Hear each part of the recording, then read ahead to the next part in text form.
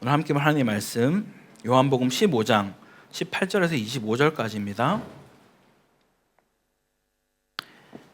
제가 가진 성경으로 신약 174페이지쯤에 있습니다. 요한복음 15장 18절에서 25절입니다. 다 찾으셨으면 한 절씩 교독하고 마지막은 합독하겠습니다. 제가 먼저 18절 말씀 읽도록 하겠습니다. 세상이 너희를 미워하면 너희보다 먼저 나를 미워한 줄을 알라.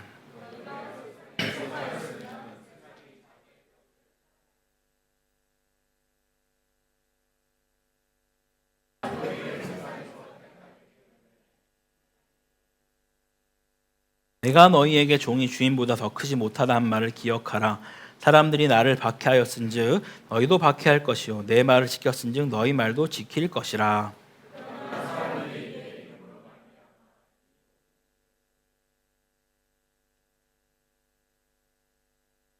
내가 와서 그들에게 말하지 아니하였더라면 죄가 없으려니와 지금은 그 죄를 핑계할 수 없느니라. 내가 아무도 못한 일을 그들 중에서 하지 아니하였더라면 그들에게 죄가 없으려니와 지금은 그들이 나와 내 아버지를 보았고 또 미워하였도다. 그러나 이는 그들의 율법에 기록된 바 그들이 이유 없이 나를 미워하였다 한 말을 응하게 하려 함이라. 아멘. 할렐루야. 네, 오늘도 변함없이 말씀을 사모함으로 주의 전에 나오신 모든 성도님들에게 그리스도의 평강과 긍휼과 은혜 가득하기를 간절히 축원합니다. 올 한 해도 이제 딱 한 주가 남았습니다. 어떻게 여기까지 왔는지 돌아보면 그저 은혜라고밖에 말할 수 없는 것 같습니다. 어느 것 하나 주의 손길에 닿지 않은 그런 영역이 없는 것처럼 여겨집니다. 오늘도 한 해를 마무리하는 이 시점에서 또 새롭게 결단하는 그 마음으로 우리 마음을 함께 점검하면 좋겠습니다. 우리가 오늘은 요한복음 말씀으로 미움받을 용기라는 제목으로 함께 말씀 나누겠습니다. 여러분 평소에 신앙서적 외에 일반 서적도 많이 보십니까? 물론 여행 오신 분들은 또 여행 오실 때 가져오실 수도 있고 한국에서 많이 보실 수 있겠지만 이 코타라는 지역은 지리적인 어떤 이런 어려움을 내서 책을 접하기가 어렵습니다. 물론 영어 책이나 이 나라 언어로 된 책은 볼 수 있겠지만 한국말로 된 책은 좀 구하기가 쉽지는 않습니다. 하지만 요즘에는 뭐 밀리의 서재나 뭐 그런 여러 사이트들을 통해서 우리가 또 전자 책을 접할 수는 있기 때문에 또 그렇게 함께 볼 수 있기도 합니다. 혹시 여러분 약 10년 정도 전이긴 한데요. 한 책이 1년이 넘는 기간 동안 베스트셀러를 놓치지 않고 유지했던 책이 하나 있었습니다. 혹시 뭔지 아십니까? 오늘 제목을 보시고 혹시 아시는 분이 계실까요? 네, 미움받을 용기라는 책입니다. 이 책이 약 2014년에 11월에 나와서 2015년 한 해 동안 계속해서 그 자리를 부동의 1위로 지켜왔던 책이었습니다. 아니 도대체 어떤 책이길래 한 달도 아니고 6개월도 아니고 1년이 넘는 시간 동안 베스트셀러를 유지할 수 있었는가 궁금해서 저도 한번 사서 보았습니다. 혹시 보시려고 하시는 분이 계실지 몰라 간단히 소개를 하면 이것은 심리학에 관련된 책이긴 합니다. 요즘 시대는 심리학에 대한 관심이 아주 높죠. 워낙 정신적인 질환도 많기 때문에 더 많이 각광받는 또 영역 중에 하나인 것 같습니다.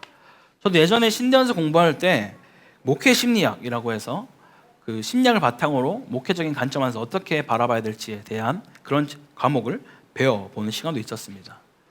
특별히 우리가 현대 심리학을 소개할 때 우리 많이 알고 계시는 프로이드와 또 칼 구스타프 융 그리고 오늘 책의 주인공인 아들러가 이렇게 3대 거장으로 알려져 있다고 합니다.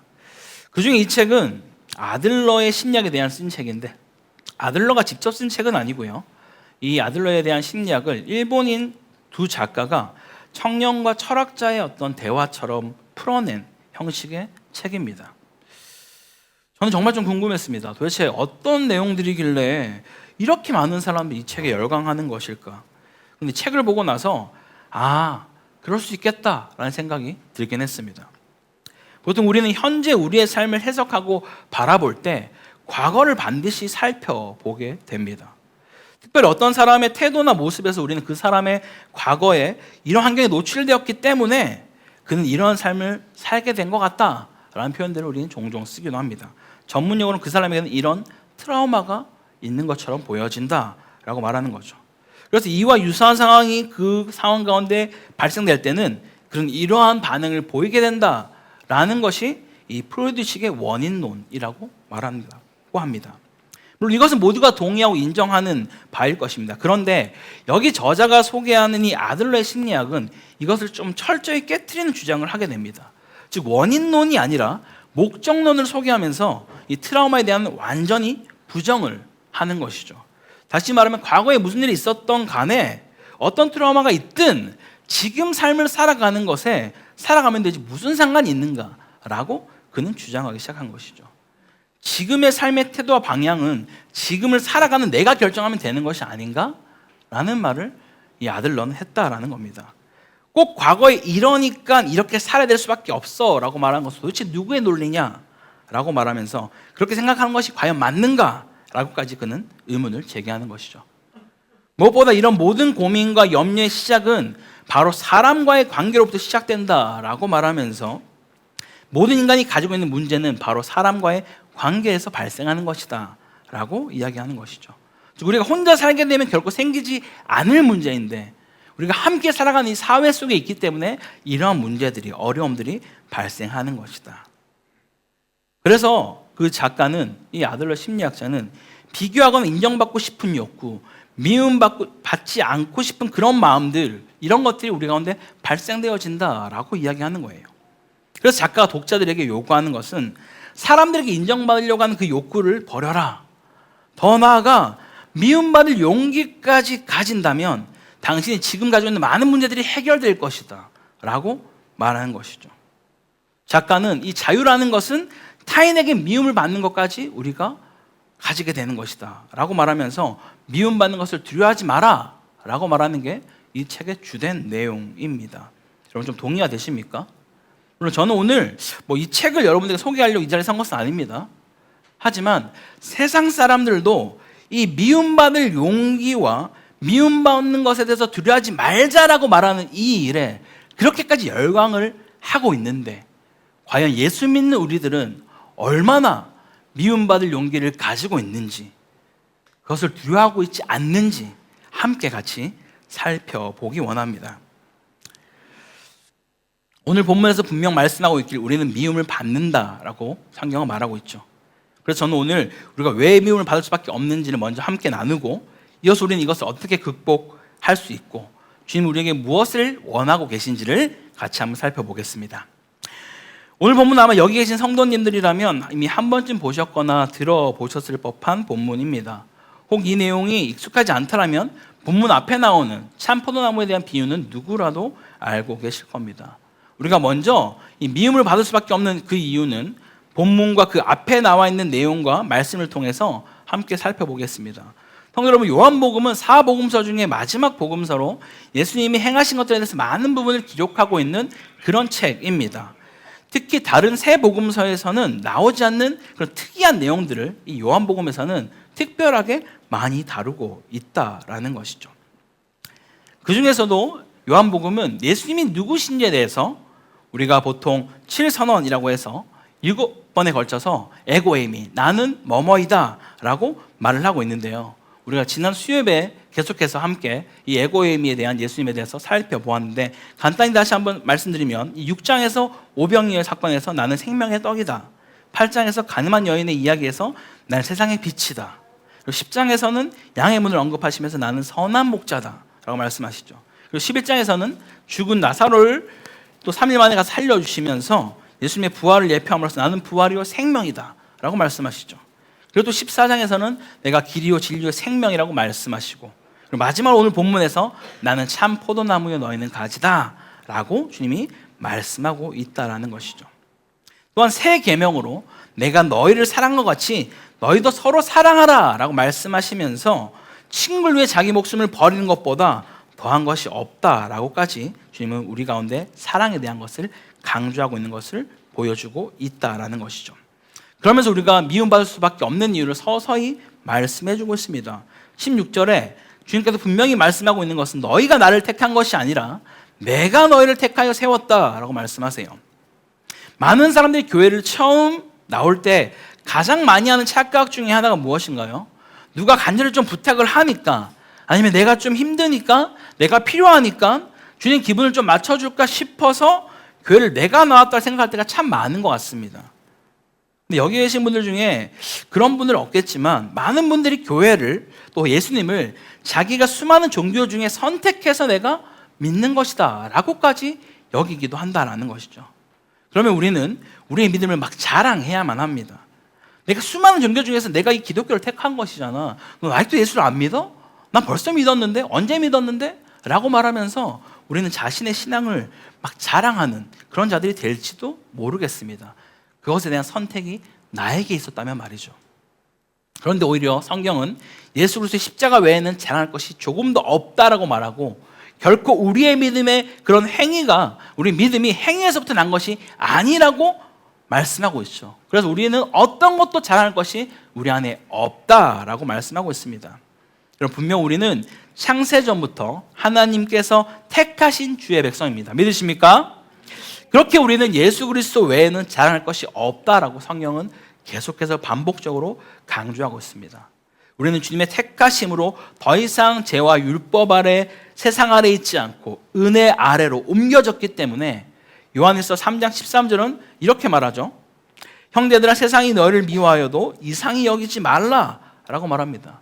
왜냐하면 세상에 속해 있던 자에서 이제는 은혜 아래 속해 있는 자이기 때문에 세상이 널 향해서 욕할 것이라고, 미워할 것이라고 말하는 것이죠.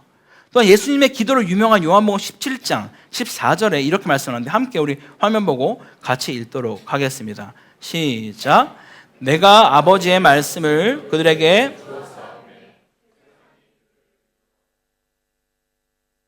세상에 속하지 아니함 같이 그들도 세상에 속하지 아니함으로 인함이니이다. 아멘. 우리는 세상에 속한 자들이 아니라고 말합니다. 그렇기에 우리가 세상에서 미움을 받는 것이 지극히 당연한 일이다. 여러분, 지금 혹시 여러분이 속해 있는 세상에서 혹은 직장에서, 학교에서 미움을 받고 계십니까? 여러분, 정말 잘 살고 계신 겁니다. 물론 뭔가 행동을 잘못해서 받는 그런 미움을 말하는 것은 절대 아닙니다. 하나님의 말씀대로 내가 살고자 애를 쓰면서 받는 미움을 받는지를 말하고 있는 것이죠. 아까 제가 서두에도 말했지만 이 사람들의 욕구에는 이상하게도 이 인정받고 싶은 욕구와 누군가에게도 미움받지 않고 싶은 그런 선한 사마리아 주인공 같은 그런 마음이 우리 안에 늘 도사리고 있다라는 거예요. 그래서 본문에도 19절에 너희가 세상에 속하였으면 세상이 우리를 사랑한다라고 말하고, 우리가 세상에 속하지 않았다면 세상이 우리를 미워한다라고 말을 하는 것이죠. 여기서 우리는 한 가지 질문을 해봐야만 합니다. 혹시 우리는 누구에게 더 인정받기를 원하십니까? 직장 상사입니까? 아니면 하나님입니까? 가족이십니까? 아니면 하나님이십니까? 아니면 성도들입니까? 아니면 하나님이십니까? 라고 물었을 때 정답이 무엇인지 알고 있겠지만 참 우리가 대답하기는 쉽지 않을 것 같습니다. 그럼 한 번 더 질문해 본다면, 우리는 누구에게 미움받는 것이 두려울까요? 사람일까요? 아니면 하나님일까요? 일단 눈에 보이는 것은 사람이기에, 피부에 와닿는 것은 사람이니까 이 아들러 심리학자 말한 것처럼 인간관계부터 해결하자는 마음으로 사람에게 미움받지 않는 그런 상태가 되기 위해서 엄연히 애를 쓰고 선택하고 살아가는 삶을 여러분들 살고 있지는 않습니까? 만약 그렇다면 오늘 우리는 이 시간부로 그 두려움과 욕구로부터 벗어날 수 있기를 간절히 축원합니다. 자, 그럼 우리가 어떻게 하면 그런 인정 욕구와 미움받는 두려움을 극복할 수가 있을까요? 모든 문제에는 원인이라는 것이 있습니다. 그렇죠? 우리가 감기에 걸리면 감기 걸린 원인이 있고, 어디가 아프거나 무슨 일이 생길 때는 반드시 그 일의 원인이 있다라는 것이죠. 그래서 우리는 그것을 찾아서 해결하기 위해 애를 씁니다.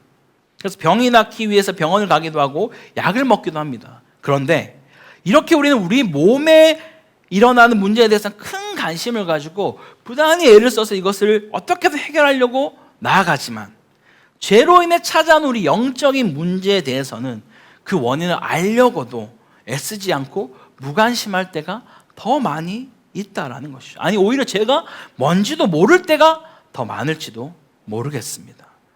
성도 여러분, 우리의 찾아오는 첫 번째 가장 큰 은혜가 무엇인지 아십니까? 그것은 바로 죄가 무엇인지 깨달아지는 것입니다.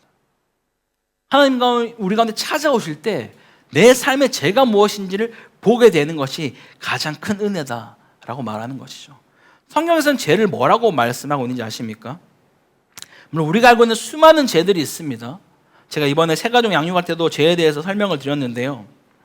보통 우리가 생각하고 있는 그런 수많은 죄들은 정확하게 표현한다면 죄의 열매 혹은 구습, 옛사람의 습관이라고 말하는 것이 명확한 표현입니다. 정말 우리가 그 죄의 뿌리가 되는 것은 바로 내가 주인이 되어서 주님을 믿지 않고 나를 믿고 내 마음대로 내가 하나님처럼 되어서 살고자 하는 그것이 유일한 죄의 뿌리가 된다라는 것이죠.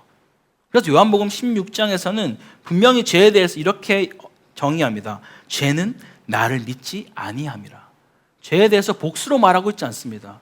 단수로 죄는 너희가 나를 믿지 않는 것이야. 나를 믿지 않는 것은 곧 너희가 내가 하나님 되어서 살겠다고 말하는 것과 동일한 것이다 라고 주님이 말씀하고 있는 것이죠. 근데 보통 이렇게 말하게 되면 교회를 어느 정도 다니신 분들은 그럼 나는 이렇게까지 심각한 죄는 짓지 않았겠구나 라고 생각할 때가 많습니다. 정말 그럴까요? 제가 늘 성도님들과 말씀을 나눌 때 하는 말이 있습니다. 사람은 믿는 대로 살고 자신이 믿는 것에 의지하게 됩니다. 동의되십니까? 사람은 믿는 것대로 행동을 한다라는 것이죠. 이번 새가족 양육할 때도 잠깐 나눴던 것 중에 하나가 한국에 약 10년 전에 아이폰 27 대란이었나요? 공시지원금이 엄청 풀려가지고 이 아이폰 비싼 거 아시죠? 그때 당시에도 비쌌습니다. 근데 이 공시지원금이 엄청나게 풀려서 90%가 지원돼서 가게 앞에 서가지고 그것을 먼저 사게 되면 10만 원 살 수 있었어요.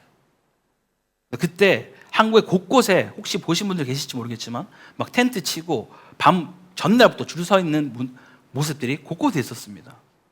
근데 그 사람들이 왜 그렇게 했을까요? 만약에 이 일이 나라에서 한 두세 번 이미 거짓말을 한 일이다. 한번 해서 갔더니 전혀 아니었어. 우리 그런 거 공지받은 적 없는데요. 아이폰 원래 돈 내셔야 됩니다. 라고 했고 다음에 또 갔더니 또 그런 얘기 들었으면 사람들이 그런 짓을 안 했겠죠. 근데 본인들이 지금 내가 전날 이 매장에 가서 줄을 서가지고 아침 1번으로 이것을 샀을 때 10만 살 수 있다고 믿으니까 그 행동대로 사람은 옮게 된다는 거예요. 그렇죠? 우리가 만약에 우리 건물도 만약에 다 금이 너무 많이 가가지고 누가 봐도 곧 바람이 막 세차게 불고 비가 오면 쓰러질 것 같다라고 여겨지면 아무도 이 건물 안에 들어오지 않겠죠. 여러분이 타고 다니시는 그런 저가항공들이 10번 중 8번이 비행기가 떨어지면 절대 저가항공 아무도 타지 않으실 겁니다. 내가 그렇게 믿지 않기 때문에 우리는 믿음대로 내 행동을 옮기는 것이 우리에게 일반적인 태도라는 거예요. 그렇다면 우리가 예수님을 믿는다라고 고백한다라는 것은 예수의 말씀 내가 따르겠습니다. 주님의 말이 정말 진리인 대로 내가 믿겠습니다라고 고백한다라는 것이죠. 그 행동을 내가 옮기겠습니다라고 말하는데 때로는 내가 믿는 그 주님보다 세상에서 말하는 그 기준과 가치가 훨씬 더 좋아 보여서 그 일들을 선택할 때가 너무나 많이 있지 않습니까, 여러분?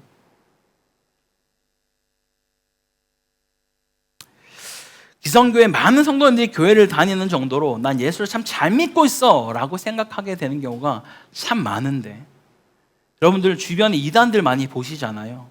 요즘에 우리나라도 점점 이단들이 숨어서 이제 전도하지 않죠. 신천지든 누구든 다 그냥 막 대놓고 전도를 합니다. 그들이 열심히 보셨죠. 우리는 그들에게 잘못된 교리를 배워서 뭐 집도 다 팔고 돈도 다 갖다 바치고 막 몸도 바치고 이렇게 한다라고 여기는데 얼마나 신실한 믿음이 있으면 그 정도로 행동을 하겠습니까? 여러분 좀 놀랍지 않으세요? 우리는 그들 향해서 손가락질하고 이단이라 말하고 그릇된 교리라고 우상 섬긴다고 얘기를 하는데 그 우상을 섬기는 자들의 그 행동이 우리가 뭐라고 말할 수 없을 정도로 너무나 믿는 대로 행하고 있는 것을 우리는 많이 보게 된다라는 것이죠.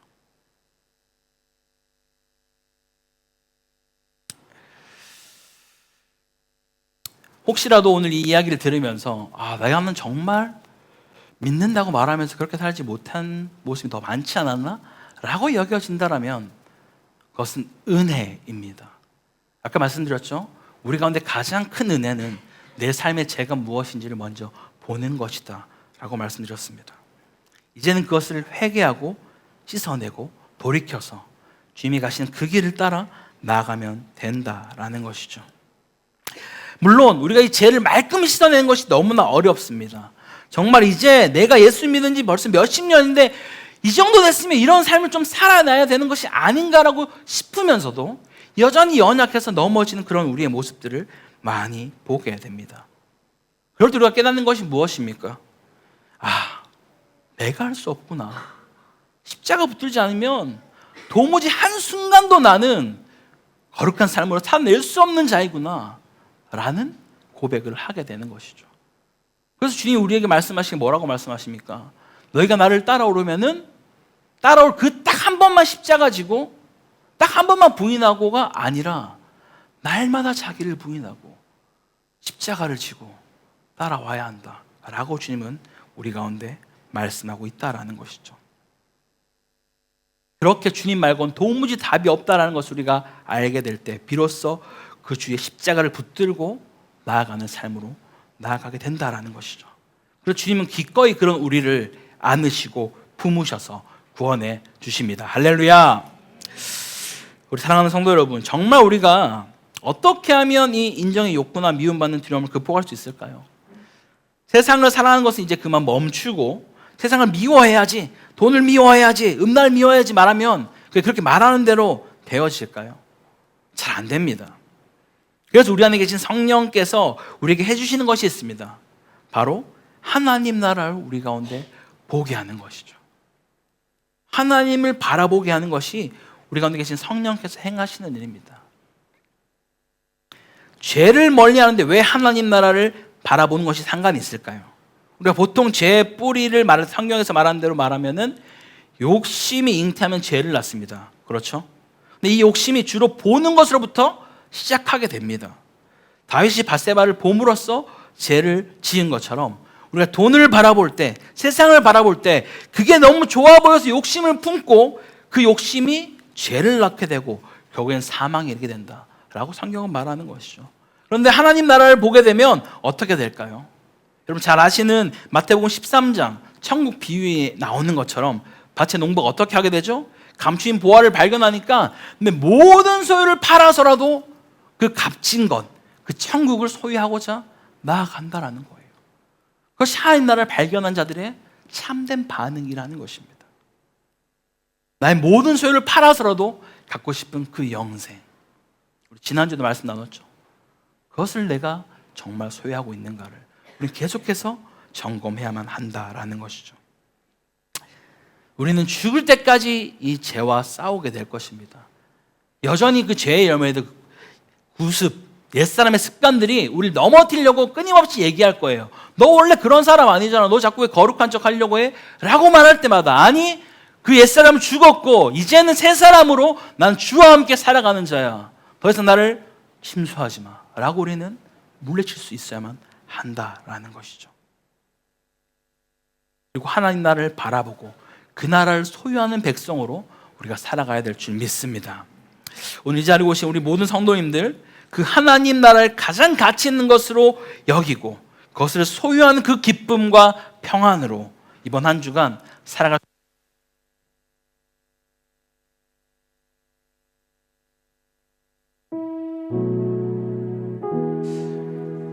이 시간 우리가 기도하기 원하는 것은 하나님, 세상에서도 그렇게 수많은 사람들이 세상에서 조금 좀 나를 미워하면 어때? 좀 나를 판단하면 어때? 근데 그것을 좀 자유케 해서 이제는 내 마음 편한 대로 살고 싶다라고 그렇게 열광하던 그런 사람들의 모습이 있습니다. 근데 예수를 믿는다 말하면서 여전히 세상에서 어떻게 나를 평가할까? 나를 욕할까 두려워서 주님보다는 세상을 택했던 그런 나의 모습이 있었다면 이제는 주님 앞에 회개하기 원합니다. 정말 주님이 말씀하시는 그 은혜의 자리 가운데, 구원의 자리 가운데 온전히 주님 안이 내 삶의 가장 복된 길이요 나의 모든 소유를 팔아서라도 바꿀 수 있는 그 주님이 바로 내가 믿는 주님이라 고백할 수 있는 그러한 삶으로 주님 살기 원합니다. 내가 이제는 세상을 바라보는 것이 아니라 내 앞에 보여진 하나님 나라를 바라보게 하시고 그 하나님 나라가 우리의 가정 가운데, 내 삶 가운데 임하여서 주님의 그 통치가 있는 그러한 삶으로 살아낼 수 있도록 우리 붙들어 달라고 우리 주님 앞에 간절히 한번 기도하며 나가겠습니다. 하나님 아버지 감사합니다. 아버지 이 시간 주님 앞에 간절히 기도하며 나아가는 것은 주님 정말 이 땅에서 일반적으로 살아가는 사람들조차도 아버지 그들의 인생 가운데 그저 좀 미움받는 용기를 가져보자. 세상 사람들이 나에게 뭐라고 손가락질 욕을 한다고 할지라도 좀 미움 좀 받으면 어때? 그냥 내가 정말 원하는 길이라면 그 길로 가자라고 말하는 그런 시대 가운데 과연 예수를 믿는 우리가 얼마나 그런 것을 두려워하지 않고 살아가고 있습니까? 주님, 내가 여전히 정말 주님보다 세상을 더 두려워함으로 세상에서 나를 미워할까봐 걱정하여서 염려하여서 세상을 밑으로 나아가는 것은 아닌 이 시간 돌아봅니다. 그럼 우리의 마음도 있다면 이 시간 내려놓고 이제는 나의 정말 유일한 가치로 소망 되시니 그 주님만을 의지하며 나아갈 수 있도록 도우시고 인도하여 주시옵소서. 그 하나님 나라가 이미 내 가정 가운데 우리의 삶 가운데 우리의 직장에 아버지 우리 교회에 임한 줄 믿습니다. 그렇게 하나님 나라를 바라보며 소망하는 자로 주님을 바라보는 자로서 날마다 자기를 부인하고 주의 십자가 지고 나아갈 수 있는 그런 복된 인생으로 우리 인도하여 주시옵소서. 우리의 마음이 다른 곳에 빼앗기지 않도록 나의 생각과 나의 모든 것을 좀 취향하여 주시고 그 순간에 주님께 나아갈 때마다 주님 나를 만나주시고 나를 붙들어 주셔서 세상에 정말 지지 않고 나아가는 이미 이전으로 말씀하신 그 승리하시는 법을 붙들고 나아가는 그런 복된 인생으로 주여 인도하여 주시옵소서. 살아계신 하나님 승리하신 하나님을 바라보고 나아가오니 주여 우리 걸음걸음마다 영광만 드러나는 복된 인생으로 주님 인도하여 주시옵소서. 우리 주 찬양합니다. 아버지 그 길로 우리 나아가기 원하오니 주여 우리의 삶 가운데 말씀하신 통치하여 주시옵소서. 하나님 아버지 감사합니다. 오늘도 변함없이 우리가 예배의 자리에 나와서 하나님 말씀을 또 들을 수 있는 은혜 주심에 감사드립니다. 아버지 결코 이것이 당연한 것이 아님을 믿음의 눈으로 바라봅니다. 오늘 이 말씀 제목처럼 미움받을 용기가 과연 나에게 있는가를 돌아보기 원합니다.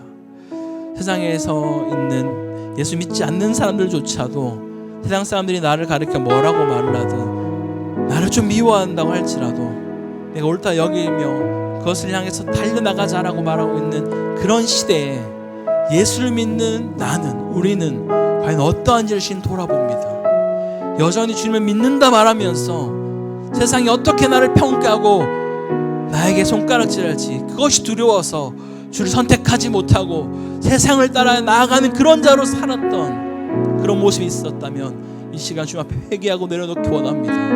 이제는 그런 내 삶을 돌이켜서 내 삶에 가장 값지고 가치 있는 그 주님만을 바라보며 나아갈 수 있도록 우리 생각과 우리의 마음을 주장하여 주시옵소서. 주님 그래서 세상을 바라보며 나아가는 것이 아니라 이미 임한 하나님 나라를 주목하며 바라보며 나아갈 때 그 하나님의 통치가 내 삶 가운데 우리 가정 가운데 우리 직장에 우리 교회 온 열방 가운데 있을 수 있도록 주여 인도하여 주시옵소서.